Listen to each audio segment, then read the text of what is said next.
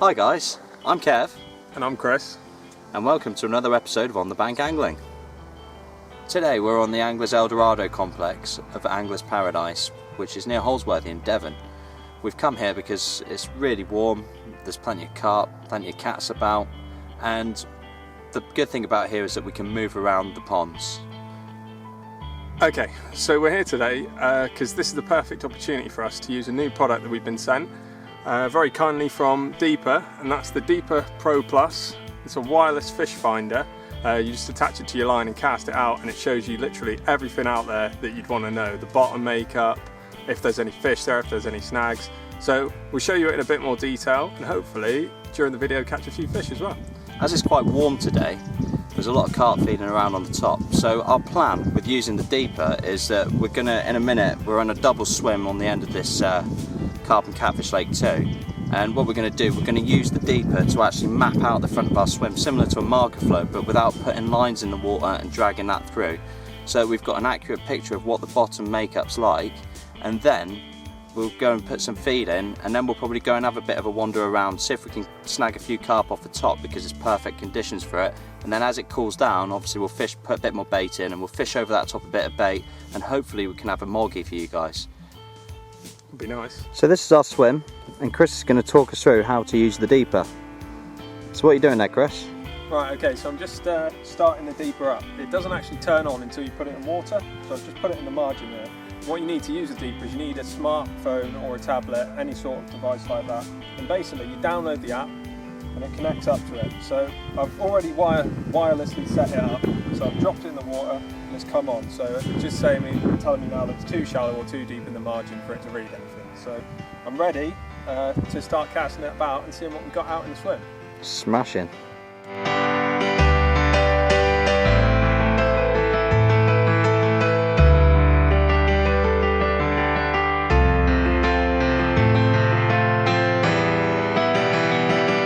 So we tried using the GPS mode, which will actually paint a picture as you're casting the Deeper around. It'll cast a top-down picture onto the screen, as well as a depth view, which we've got here on our screen.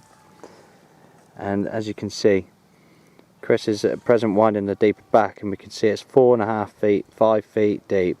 The water temperature is 24 degrees centigrade. Very warm. And basically it's very uniform, this bottom. The small icons that are coming up are fish, and as we're winding it back we can just see exactly what's going on where the Deeper is in that position. Yeah. So there's not a lot going on out in the swim at the moment. We can actually see a lot of carp in the pads to our left. This is kind of what we thought it would look like. We've been told it was about, the guys on the other bank reckoned it was about 3 foot, so they're not far off. We're at 4 foot, nice and flat, you know, be happy to put a bait out there. It's quite uniform. So you've got to draw the fish to you, unless, because obviously this is only just a small part of the swim we've run it through. We might, you never know, we might find a feature in a different part, but at the moment the left hand side of my area looks pretty clean. Probably it's going to be more about just putting in a decent amount of bait and drawing the fish to me out there, I think, from the looks of it.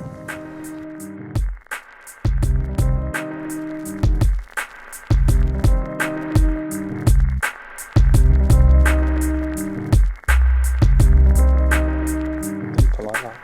But then that's because that's the outlet pipe, isn't it? Yeah, so towards the outlet we're saying that it's actually nearly 7 foot deep. Yeah. Awesome. I'm sure if we put it right on the outlet we would see that it is probably a bit deeper, because what we've found so far is you've got the left hand side of the swim out where I'm fishing, and it's gradually progressively getting deeper like that, just only a gentle slope just down this way, just sloping away As you head towards that outlet there. So that's a useful bit of information to know, especially if it was like in the winter months and you want to look to be finding the deepest water. See, we're actually shallowing up again now as we're coming in closer, which is the Deeper is picking up that. We're just a slight hump there, which we're just shallowing up as we go over, which kind of makes sense because from where the Deeper is and where we can see it, coming towards an area of pads which you would imagine would be in shallower water, and it's actually shallowing up.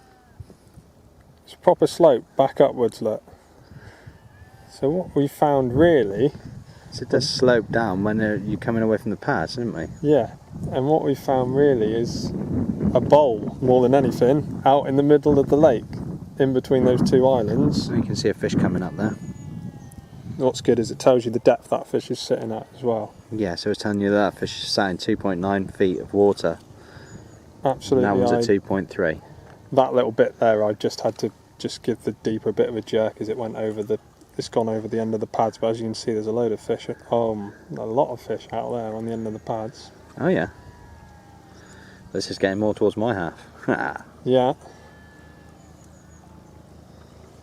See, and it's just shallowed up, so if you're wanting to fish in the deeper water in this swim, you need to be putting it out further than this nearest island and then out in the middle. But just on the edge of those pads, it's about 4.4 feet deep, and it does appear to be that there's some fish there. Yeah. So Wouldn't that's be always a bad good spot sign to try. Even if they're only small fish, that's the kind of... Cats will be drawn to that amount exactly. of fish. Bait fish movement is, it's paramount, isn't it? Where the middle of the lake seems pretty void at the moment, I think that's the sort of area where you need to just put in a lot of bait. I hope they come to you. See, we're just gradually shallowing up as we come in. We're quite close now. Just shallowing up, everything that you'd expect, really. But yeah, it's already told us quite a lot about the swim we got in front of us. Much better than just lobbing rigs out there and hoping. This will tell you, got a bit more of an informed decision on where to put your rigs. And now we're here, we're back at the bank. So I'm getting Chris to chuck it down my margin now, which is where I plan on fishing a rod tonight, so I can see what the bottom makeup's like.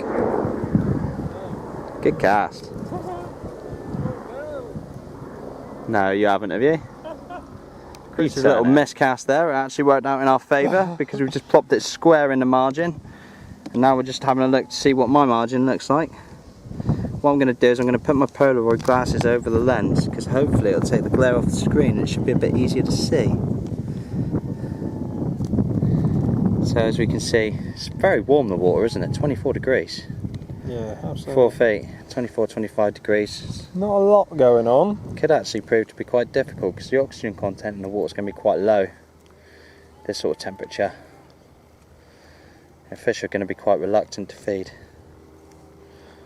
But we already know there's a lot of fish sat in the pads, They'll move out, won't they, when it cools down and the water temperature goes down slightly. Yeah. Well, it's only going to go down by a couple of degrees though, that's the only thing.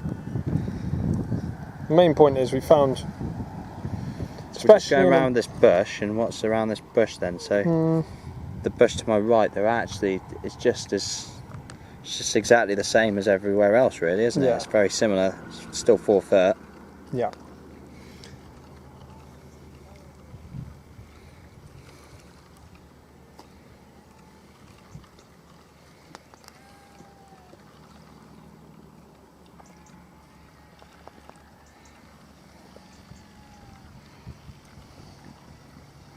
It's very uniform. And there's a fish just sat on the bottom there. According to this. Possibly a little cat. 6 inches off the bottom. Could be a little cat. It's all on its own, whatever it is. So that's interesting to see. Yeah, and that's it. We're done. Yeah.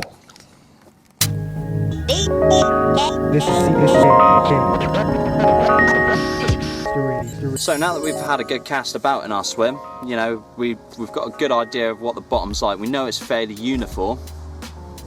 We know it's averaging around 4 feet. Gets a bit deeper the further out you go towards the outlet, and it shallows up slightly around the pads. And the pads are probably the fish holding features in this swim. So if we can find just where it starts to shelf, then that would be ideal, and we can just fish on that shelf, probably pick a fish up or two on there. My margin spot, I was really surprised because there's a nice bush just down here, and I'm going to put it under there. I'm going to use that bush as a visual marker, but I would have expected the bottom to be slightly different to the rest of the lake where there's a bush in the in the margin, and in reality it wasn't. So while I'm still using it as a marker, I'm not as confident in fishing next to that bush as I was before, because there's no actual visual advantage from on the bottom that there was from fishing anywhere else in the lake. Okay, so what I've found from using the deeper in my swim is that, obviously, as Kev said, it's pretty uniform, but it's getting deeper as you go further out. So I'm probably going to target the deeper water for the catfish, and I'll probably stick fairly close to the pads for the carp. Saying that, you know, I'd probably end up catching a cat on that one, but in theory the cat should be in that deeper water as it's moving a bit further out. What's quite good about the app is you've got a history on here, so I've saved already what we've done in this swim, so if we ever come here and fish here again, we can just look at exactly what we found, and you can just scroll through. You probably can't see it very well on the camera at the moment, it is really bright, but I've just got history there of exactly what we found. Just scroll through, and yeah, the main thing is really, because we never fished here before, is that we know we're fishing on a bottom where we can present pretty much any rig from the looks of it. It's not covered in weed. If you can put it pretty much anywhere, and I think you should be fine. It doesn't look like it's amazingly silty. It's just a clay bottom, isn't it, really? Yeah, it's just... and I think the presentation aspect, we know that we can, whatever fish rigs we cast out, as long as we hit the clip and, you know, feather the cast down, we'll be fishing effectively. Yeah, and I think looking at what we've seen, I'm going to put in a bit of bait. I think you need to draw the fish to you unless you're fishing right up against the pads. So I'm going to put a bit of bait out in the middle, and like I said, the one down by the pads, maybe on a bag or something. And yeah. From a confidence point of view, it's great. I mean, like, we know now that bottom is just devoid of any snags, anything else like that. You know, the things that you possibly wouldn't see. And the fact that we've used the deeper and we've noted that it's actually pretty uniform and there isn't anything like that there, just gives you more confidence when you're casting your rod out, because at the end of the day you know that your rig is going to be presenting properly. So if you don't catch a fish, it's not because of your presentation. Right, let's go catch some then. Let's do it.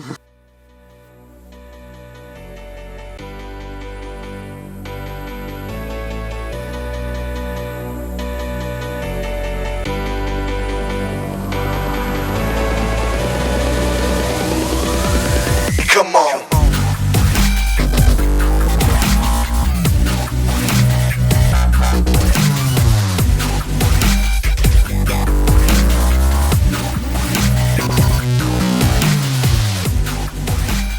Grab the first fish.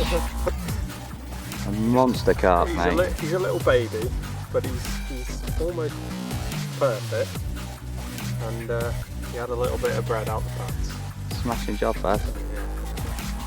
Slipping back, we'll get a quick picture and we'll slip him back and see if we can get a bigger one, shall we?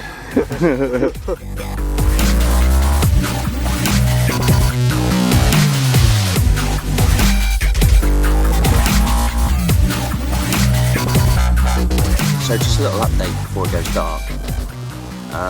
Chris is still up trying to catch a few on floaters. Unfortunately I lost one, Chris lost another one, and we've come back to the main base. We've had a bit of tea and we've got all our rods set up. Chris has got his all clipped up. He's fishing popped up worm on one rod and he's fishing a snowman with a krill and a krill wafter on the other rod. I'm fishing a pellet and krill on a running rig with a whacking big hook, and on the other rod I'm fishing a multi-rig with a krill pop-up. So everything's fishy because catfish are predators, see, so we're fishing with fishy flavours because that way we can target both the carp and the cats, although I don't think the carp are going to be having my pellets, so fingers crossed.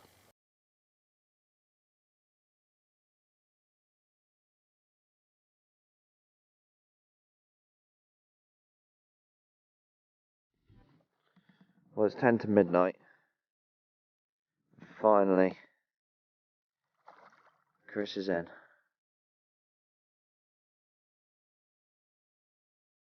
It was a bit mental, wasn't it? Is that carp?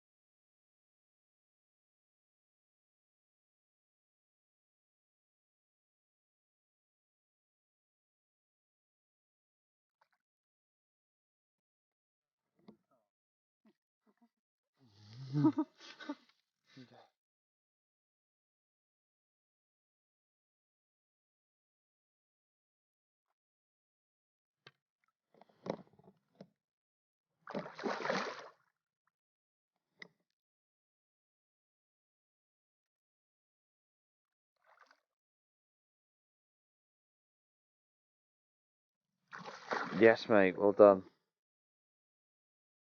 What have we got here then, Chris? Well then guys, it's the first fish of the night, which I could have swore blind from the take, from what I had on, would have been a catfish, but actually it's this sort of like scraper, double, maybe high single, what common, which took 2 big halibut pellets on one of the spots that we found with the deeper in the deeper water out there. Just taken 2 big pellets, PVA bag of pellets as well, and yeah, it's not a catfish, but I'm not going to complain. Fish is a fish. Yeah, exactly. Hopefully, there's a few more to come. I had a few liners before it ripped off, but it was a proper screaming take. Yeah, and pleasant surprise to see you on the end. Should we get some pictures? Yeah.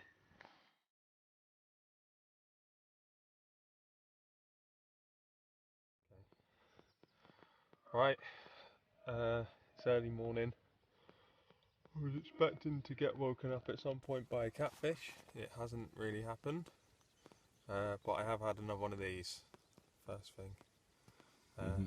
Same rod on pellets again. They're like in their big halibut pellets, but we'll keep persevering. It's only early. There's still a chance of a cat. Kev's fast asleep. Yeah, man. We lost a couple as well. It's been a fairly good night. I think the guys opposite have had a few. It's quite chilly this morning though. They've had a few proper screamers, haven't they? In the night. So. And they were connected to something for about half an hour at one point. So I imagine they've had something fairly big over there. But yeah, we're all carped out over here. Yeah. But yeah. Cool. Sweet, Slip man. this one back. Cool. Well, we're both fishing the spots that we found with the deeper again last night. Unfortunately, I just lost a screamer. I think it was probably a cat, because as soon as I picked it up there was nothing there. Chris, at pretty much the same time. Yeah. Just had this little comment. Yeah, looks like it's kicking off and they're coming in on some of the bait that we've put in. We said they'd probably end up having to draw them to us, and it's taken a long time, but hopefully we get a few runs now and catch a few fish on the spots we found. So yeah, get the rods back sorted and back out again. Wipe my other rod out. Nicely done, mate. Get Well it back done. out there. So my rods aren't really doing very much, but Chris is The little baby of the session. definitely. On a margin rod that time, just down the side. Show you the rigs and stuff in a bit if we get a chance. We're running low on cameras. All the cameras are dying, but we're still catching a few fish, so that's the main thing. I'm Even yet to if they are catch one. getting smaller. Right, there we go. Right. Okay. Pop them back, shall we? Right then, folks. All still go here. I was in the water, actually, down in the lilies, just down there, just down to the left, trying to release a fish that I had hooked, which had snagged me up in there. Kev was just coming over to help when I think it was his left hand rod screamed off, and he's actually got a fish. Hooray! After losing a couple, he's managed to get one off the bottom on the spot he found with the deeper. And I can't decide how heavy it is, so I'm going to weigh it. Yeah. So there we have it. Not as big as we thought. 8.5 pound. But either way, a fish is a fish. I had started to forget what they were looking like. It was only Chris reminding me. But it's not the catfish we came for. but it'll do nonetheless. Was it on a catfish rig though? It was on a catfish rig, yes. It They're was liking on a their big 24mm halibut pellet. Yes. Goodness knows how I fitted it in his gob, to be honest. But Well done, yeah, Kev. it'll do. Yeah. So we're going to go through Chris's rig very quickly that he's using for fishing for the catfish. Yeah. Chris, would you like to explain your rig? It's been pretty unsuccessful for catfish, but it's been catching a load of carp, which is a bit surprising because the hook bait's quite big. So what I've got is a size 4 hook, which you can buy in the shop here at Angler's Paradise. You've got to use barbless here, so that one's barbless. 2 big pellets on there, a mesh bag full of all sorts of goodies, krill, small pellets, all different size pellets. And what I've got here, the pads on the catfish are quite abrasive, so you have to use a really strong braid, otherwise they'll chafe off your hook link material. So that's actually armour braid, which you would use for sort of shock leaders and stuff. That works quite well as a hook link. Then there's actually a leg clip on there, so I can change it from carp rigs to cat rigs quite easily. And yeah, basically just got a big lead running on that leg core leader there. Nice and simple. Should be nailing catfish, I just don't think we're on any in this part of the lake, but it's like I said, catching a load of carp, so yeah, well done. So we're coming to the end of our session here at Anglers Eldorado. We hope you guys have enjoyed the video. Unfortunately we couldn't get amongst the catfish for you, but we've had more than enough carp to make up for it, although we've avoided the bigger specimens there as well. I hope the video's given you a good introduction into the deeper fish finder. If you want to know more about it, check out the deeper channel, the link will be in the description. And we're also going to make a playlist.